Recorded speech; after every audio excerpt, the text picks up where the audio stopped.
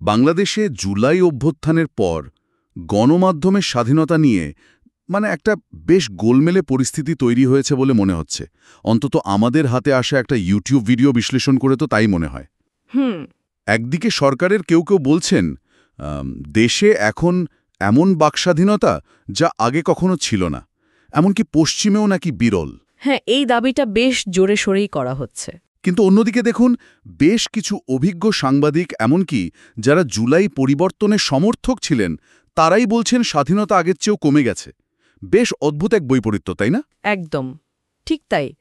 এই পরস্পর বিরোধী দাবির মধ্যেই আসলে মূল বিষয়টা লুকিয়ে আছে। আচ্ছা, আমাদের আজকের আলোচনা এই সরবরাহকৃত তথ্যের একটু গভীরে গিয়ে দেখবে, আসলেই কি ঘটছে।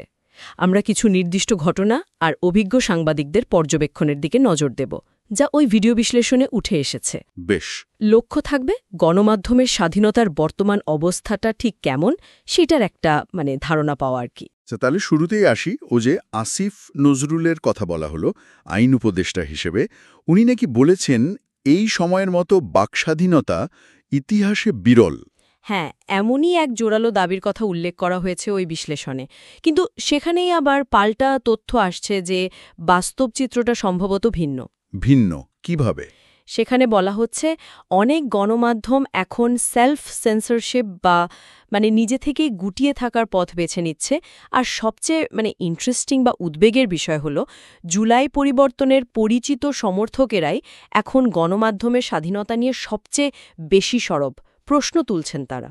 এই যে বলছেন বাস্তবতা ভিন্ন, সেলফ সেন্সরশিপের কথা আসছে, কোনো নির্দিষ্ট ঘটনার দিকে কি ইঙ্গিত করা হয়েছে সেখানে, উদাহরণ হিসেবে? হ্যাঁ, কয়েকটি ঘটনার কথা উল্লেখ আছে।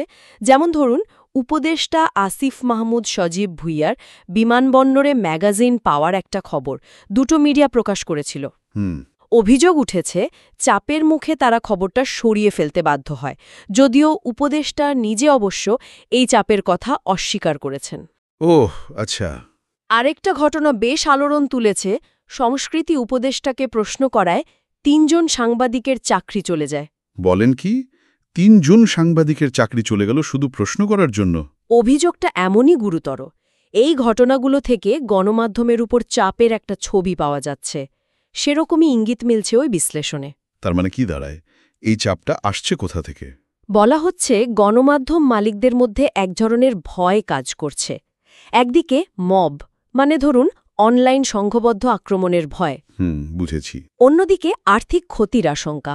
এই দুইয়ের চাপে তারা সেলফ সেন্সরশিপ আরোপ করছেন বা করতে বাধ্য হচ্ছেন।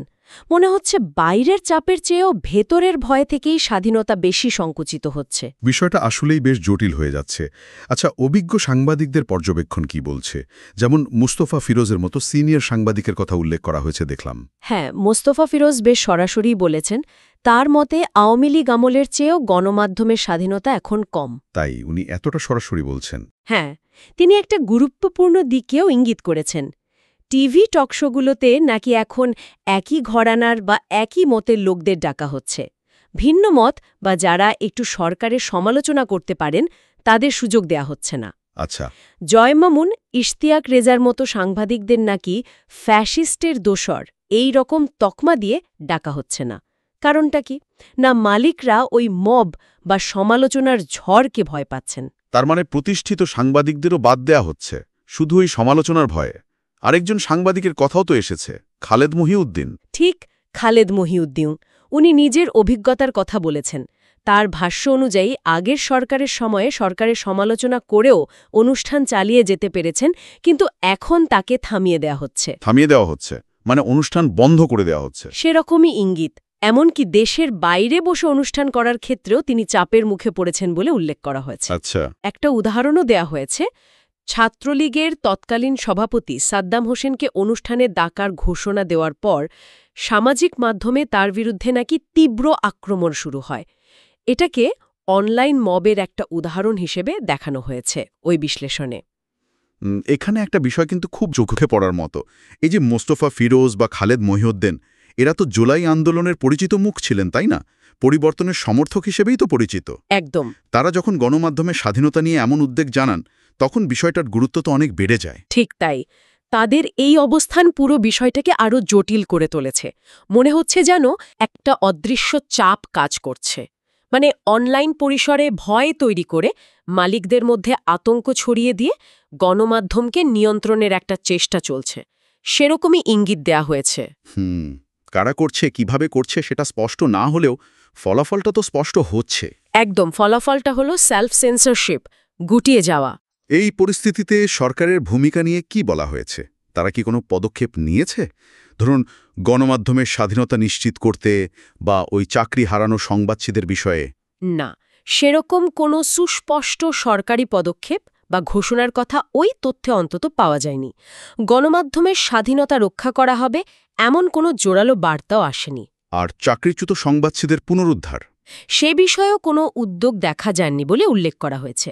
এর ফলে একটা ধারণা জন্মাচ্ছে যে এই যে গণমাধ্যমকে চেপে ধরার চেষ্টা চলছে, এতে হয়তো সরকারের পরোক্ষ সায় আছে, অথবা তারা এই পরিস্থিতি সামাল দিতে অপারগ বা ইচ্ছুক নয়। তাহলে সব মিলিয়ে যা বোঝা গেল, বাংলাদেশে গণমাধ্যমের স্বাধীনতা নিয়ে একটা বড়সড় প্রশ্ন আর উদ্বেগ কিন্তু তৈরি হয়েছে। একদিকে সরকারি ভাষায় স্বাধীনতার জয়গান, অন্যদিকে মাঠের বাস্তবতা আর অভিজ্ঞ সংবাদচিদের অভিজ্ঞতা বলছে ভিন্ন কথা। একটা সুস্পষ্ট ফারাক তো দেখা যাচ্ছে। হ্যাঁ, সরবরাহকৃত তথ্যের বিশ্লেষণ শেষে এটাই মূল বিষয়। জুলাই অভ্যুত্থানের পর যে নতুন দিনের আশা করা হয়েছিল, সেখানে দাঁড়িয়ে গণমাধ্যমের স্বাধীনতা আর মতপ্রকাশের অধিকার আসলে কোন দিকে যাচ্ছে।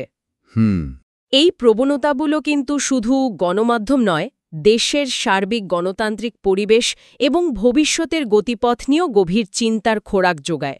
যে প্রশ্নটা বড় হয়ে দেখা দিচ্ছে তা হলো এই যে স্ব-আরোপিত আর পারিপার্শ্বিক চাপের একটা মিথস্ক্রিয়া, এটা গণমাধ্যমকে কোথায় নিয়ে যাবে।